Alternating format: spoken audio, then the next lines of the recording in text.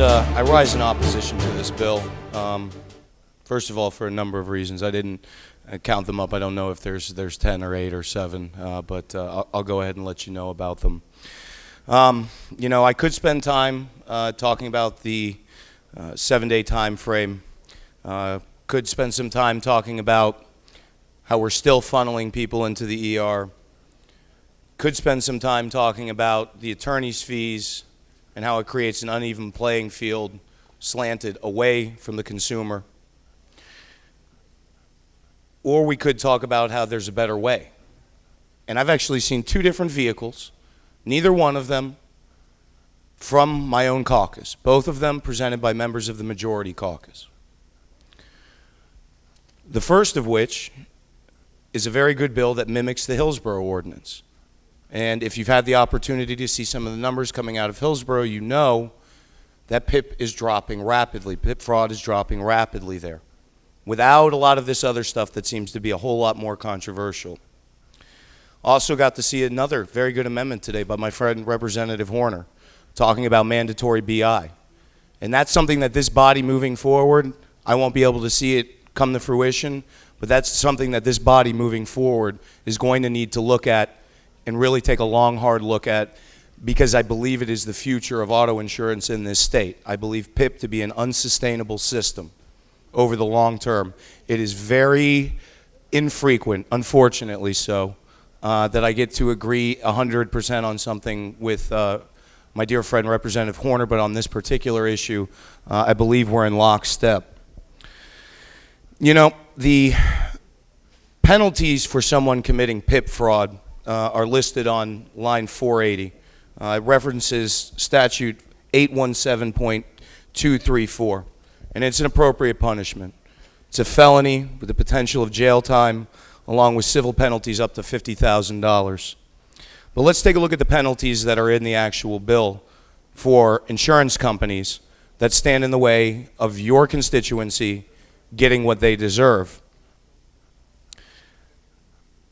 The most, and you can find them on lines 1550 and 1558, a new maximum penalty of $250. Also on line 1584, and this is the big one, references unfair deceptive trade practices. Now, there is a $200,000 fine, but let's do the math on an industry that is churning through billions and billions of dollars in premiums. $200,000 is not very much. And when asked, we could not find out in its last committee stop of this bill from the Office of Insurance Regulation exactly how large of a fine have they ever doled out to someone in the PIP. And I'm still waiting for that information, but I did not ask it of the sponsor, and I asked it of OIR and did not receive it. So understand that is no disparagement on you, sir. I apologize. But, and I don't believe that Representative Boyd has put something out that's intentionally bad, but I think he's in an impossible situation trying to fix PIP. I honestly do.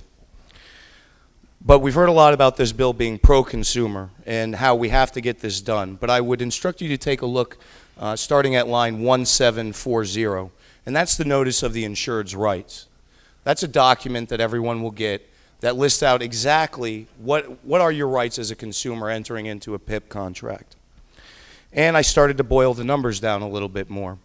Lines 1747 through 1785, 38 lines, members, to boil down all of a consumer's rights found in this particular bill. That's in a 115-page bill. So let's do the math. 38 lines out of 3,193. That's what it takes to boil this down to what your consumers will be receiving in the way of their rights. That works out to be 1% of a 115-page bill. 1%. That's it. For the first time in my legislative career, I'm going to vote on behalf of that 1%. That 1% of this document are your consumers, and I find it very difficult to believe that when you only take the time to have 1% of a 115-page bill deal with the people that put us here, our voters, our constituency, when that's the time it takes, it becomes very difficult to call something consumer friendly with those kind of numbers. So members, please protect your constituencies, protect our consumers, and I ask you, please vote no on this bill. Thank you.